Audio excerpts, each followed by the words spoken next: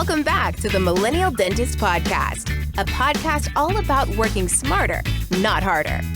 Pushing dentists to go beyond dental school dentistry and build the practice of your dreams. Here is your host, the millennial dentist himself, Dr. Sully Sullivan. All right, welcome back, everybody, to the Millennial Dentist Podcast. Exciting topic today. We're going to jump into, does it make sense to print crowns? Is that sustainable, realistic? The hot take is that printed crowns aren't here yet, but they're coming. So yeah, if you haven't checked us out, 3ddentist.com, 3d-dentist.com, come see what all we offer. Mastermind, digital implant, continuum. We teach a lot of cool stuff, 3D printing. We talk about all these things. So if you're looking for education, you want to do it in a way that's digital, the future, check us out, 3d-dentists.com. Anyways, so yeah, as it pertains to crowns, this has been a big topic of conversation, right? I mean, we've been a Syracuser since I joined the practice in 2015. We now have 5 mills on the Syrac side. We have a big 5-axis mill in the VHF R5, which is a beast. And then we do a lot of stuff with sprint rays. So inevitably, we've got a number of sprint ray printers in our office. We've got Pro 55, Pro 95S. And then we also have the Einstein printer as well. So, my thing is I want to stay up on the cutting edge. So regardless of the relationships of people that support us, I want to know what's out there. And I want to make sure that, hey, we're trying to stay on up to date, the best we can clinically for our patients and for myself personally, what I want to do. So anyway, so this keeps coming up on, should we be printing crowns? Is that good? What does it look like? And the question that we've got to start asking ourselves, and I give a lot of credit to T-Bone a lot of times on, for better or for worse. But the question that we have to start asking is, what problem are we trying to solve? What problem are we trying to solve? And at some level, the problems we're always trying to solve with technology, as far as it relates to restorations, in my opinion, would be we need to be doing same-day dentistry.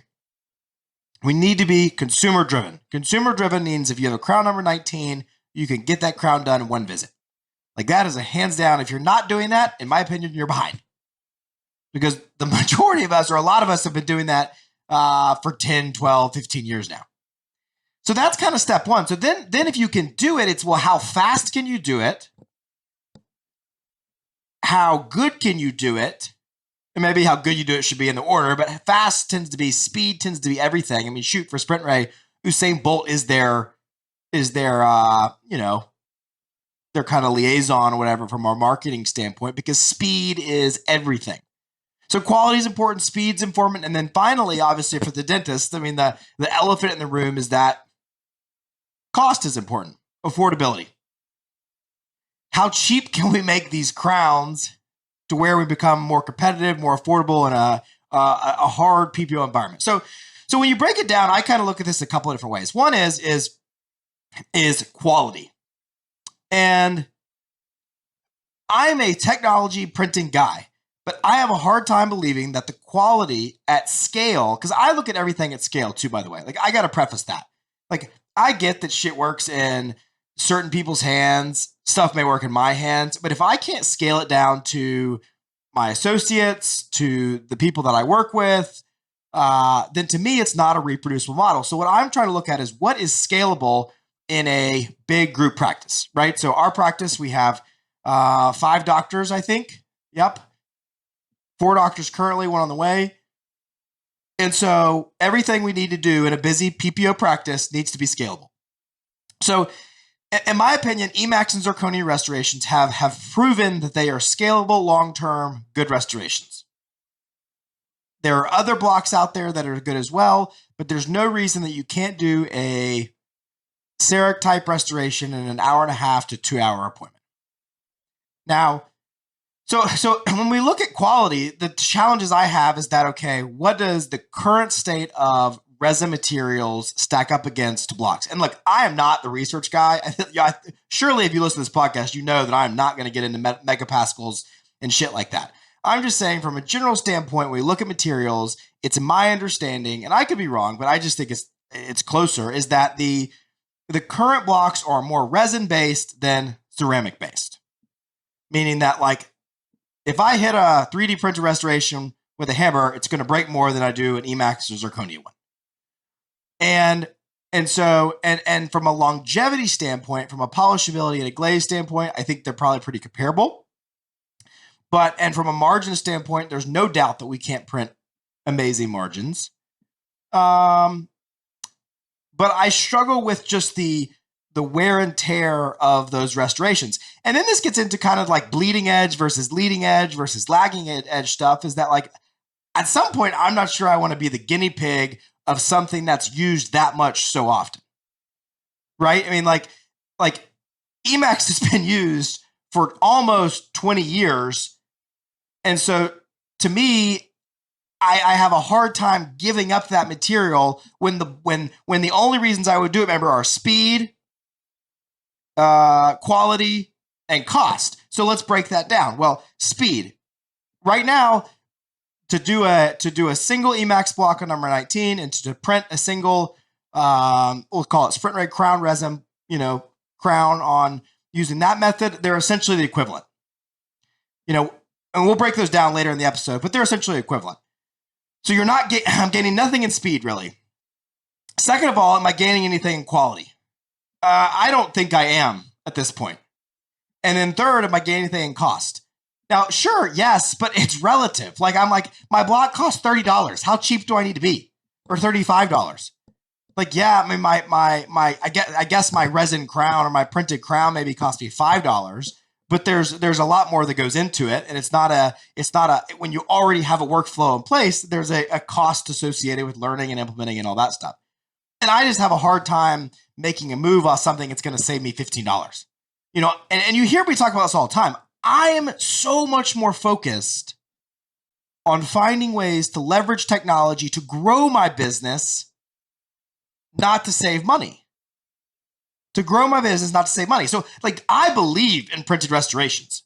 I believe in them from a printed mock-up standpoint, from a Snap-on Smile standpoint. Like, I will sell cases all day long because of that technology and because of that use, but that's how I'm leveraging right now. So, and this is like an unpopular opinion. Let me be very clear.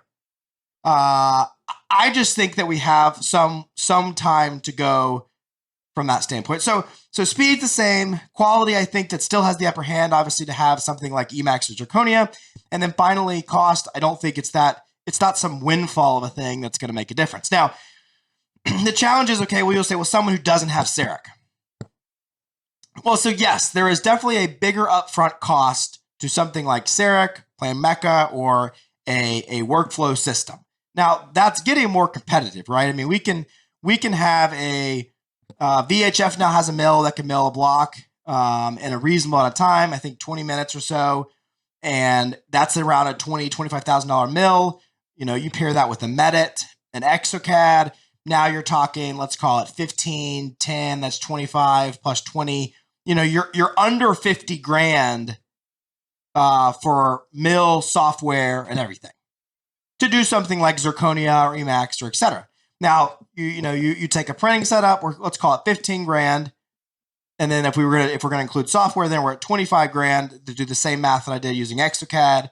And so you definitely fall short from a standpoint of your upfront costs. Now, I could go into a diatribe of reasons why like 20 grand is nothing by the time that you take off the tax deduction part, by the time that you leverage out the monthly payment part, that literally we're talking of hundreds of dollars a month. So it becomes almost negligible at that point, in my opinion.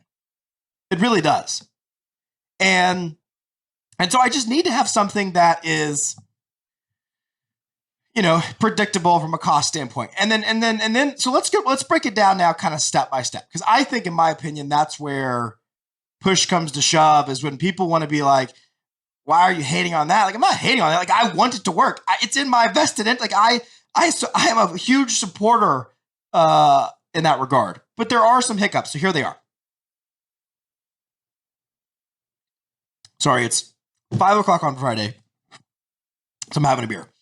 All right, so we prep the tooth. We take our impression. Now, what I didn't realize, I guess, early on was that when you got into Seric, there's this whole CAD-CAM thing, right? Like this word CAD-CAM. And I never really knew what it was until I got outside of the Seric world. And I realized that CAD meant design, CAM meant essentially how you produce whatever it is that you're doing. Now, what Seric's done really well, like unbelievably well, is their timeline from CAD to CAM is like essentially you never even know that you're doing it. That's why I never really knew the difference. And so from an acquisition of data standpoint to pressing mill for a single unit is like less than 5 minutes. It's auto-marginating. It designs a pretty good proposal. You adjust the context, just occlusion, hit mill. So our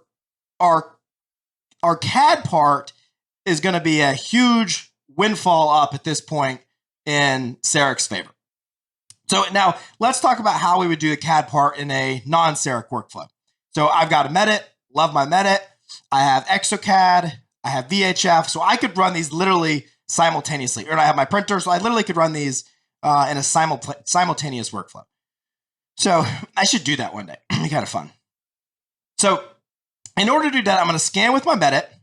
And then it's my understanding, I think Medit maybe has a Crown design software, but I don't know much about that. So I'm going to assume that I'm going to, if you truly want to do this, you're going to use something robust like ExoCAD. So I'm going to scan a Medit and I'm going to send to ExoCAD.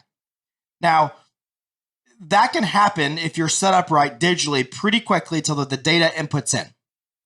And at that point, if you're doing it often and it becomes a bread and butter type thing, I think that you can input the data, marginate, design the crown, and be sending to some sort of CAM software, whether to print or mill, probably within 10 minutes. So I think now what I will tell you is that the learning curve there is steeper, but once you get there, why is it steeper? It's multiple softwares. You got data has to get transferred. I got to go to that computer. It may not be the same computer. There are just some level of potential issues there. But in theory, if I'm moving, and I kind of got down, I think it's around 10 minutes or so. So a slight advantage there to Seric, but let's assume that like you've got that set up and you're good there. So then we go to our CAM software. Now this is where we got to add on time because in Seric you literally hit mill, put your block in, and you go to town. I'll kind of I'll talk VHF and like a third party mill standpoint, and I'll talk it on a printing standpoint. I'm trying to give like a good perspective of everything and highlight, frankly, the pros and cons of what I just see. Like this is really an unbiased opinion, honestly. It should be biased probably more towards some of these, but this is what it is. So we get to the CAM software. Now let's talk about printing. That's going to be Rayware, which means we drop it in, and Rayware is pretty good at this point where we're going to drop in crown, tell it what it is, and go. Now, I get kind of mixed reviews on whether it needs to preheat, not preheat, but it's my understanding, and I don't have it, so I can't completely give you my perspective, but it's my understanding that the Sprint Ray Crown resin with the new attachments can print in about 14 to 15 minutes. It may be 12 in some situations, but let's just call it an average of 14 to 15 minutes. So that's gonna happen. And then in a Seric workflow with Emacs, you're essentially doing kind of the same thing. It's gonna mill in about 13, 14 minutes. It may be a little faster if you have a different oven, yada, yada, yada, but they're essentially kind of the same thing there. If you've got different resin tanks, I mean, it's definitely messier with printing, but if you've got different resin tanks, I don't see really a bigger issue there. From a reliability standpoint, gosh, it's way cheaper to have multiple printers and multiple mills. They're probably pretty close to even, but I probably give printing the edge on reliability there. But that's kind of a tough call. So, and then we talk as far as the VHF mill, what I've noticed is that there's definitely a more uptime to making that fast because we're talking one axis. It's just not built for speed. It's built more for accuracy and the kind of milling that it's doing. So you're probably looking at somewhere between 20 and 30 minutes to mill. So that kind of gets the negative for same day milling on that standpoint, or behind Seric and behind printing as far as speed up to this point. But both of those softwares, those CAM softwares, Rayware and then VHF software, are going to add an additional time of bringing the restoration in, loading into the platform, and then doing it. It's not much, but it's probably 5 minutes or so that you're not having to do in CEREC. So, but when we're talking about minutes, 5 minutes is something. So we mill out the restorations, we print the restorations. Now we get to the part where, okay, what does the post-processing look like? From a milling standpoint, we're going to cut off sprue, polish or spray glaze, and then we have an additional 13-minute for Emacs or 17-minute for zirconia, or no, if you're using Lisi or CEREC to Sarah or something like that, you have no real additional firing time.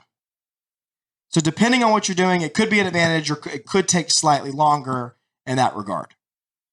Now with printing, we've got to wash this. We have to wash the crown. We have to cure the crown.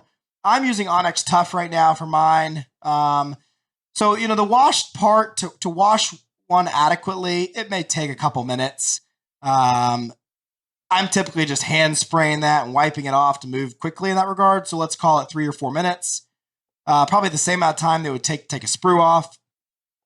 And then I got to adjust kind of there's little sprues, even though they're tiny, you still have to adjust the sprue on the printed materials. And then you're going to cure it. And then let's call curing, again, mixed reviews a little bit here on how long does it actually take to cure, but let's call it 5 minutes. Let's say that it's a fast cure and then we get it down to 5 minutes.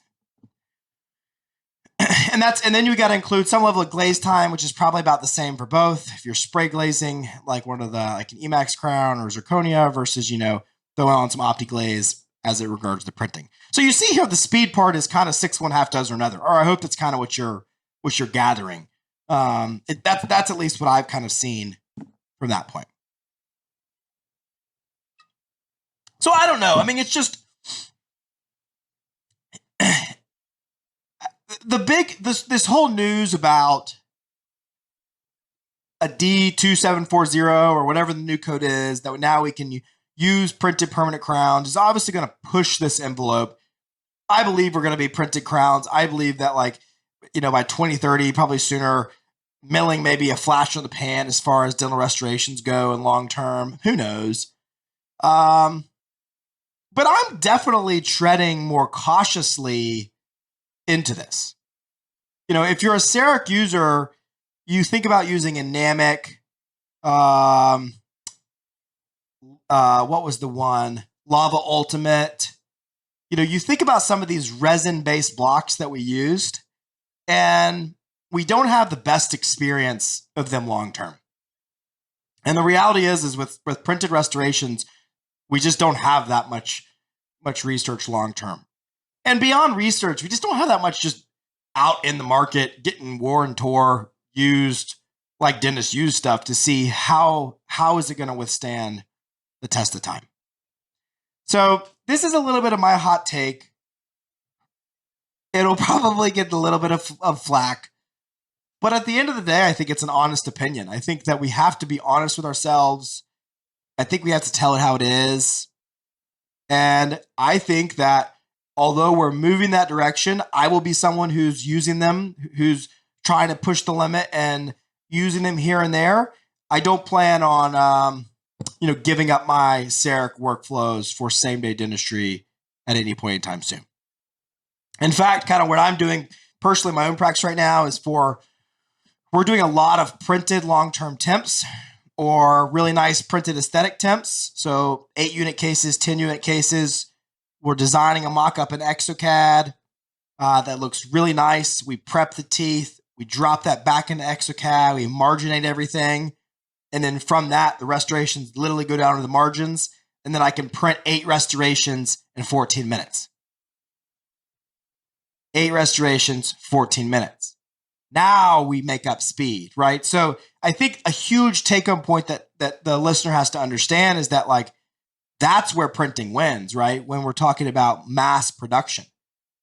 If you don't have a big mill like I do, and even then, we milled 28 crowns the other day on our big mill overnight, but it took 10 hours or so, or even longer to mill all those crowns.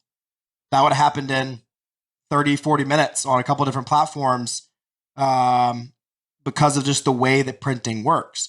So I think there are some advantages. That's how we're using it in our practice, but we're not using it as those long-term restorations. We're still replacing those with Emax or zirconia. And then, for singles day in and day out, we're still using that. I like it for implants. I kind of like the idea of a printed restoration for an implant restoration. But still, the CEREC workflow is so good with that. I'm kind of playing around with that with NextoCAD, and I'm sure I'll talk more about that in the coming weeks and months as far as us moving implant restorations to ExoCAD. But yeah, that's where I'm at. So anyways, I hope you enjoyed it. Work smarter, not harder. Please hot take this. I'll probably post this on Instagram and tag it like why I'm not printing crowns right now, and it'll probably drum up some ideal conversation. Let me put it this way. For all you those out here doing it, thank you. This is not meant to be some like beef, whatever. I think it's coming. I think it's here to stay. It's just my hot take. And I'm excited to kind of continue to see the future of printing because I do believe it's the future. And I like to see how I continue to meld both printing and milling and all this technology into a busy, successful practice. So hope you enjoyed it. See you next time. I'm out. Thank you for listening to The Millennial Dentist. Visit us online at millennialdentist.com.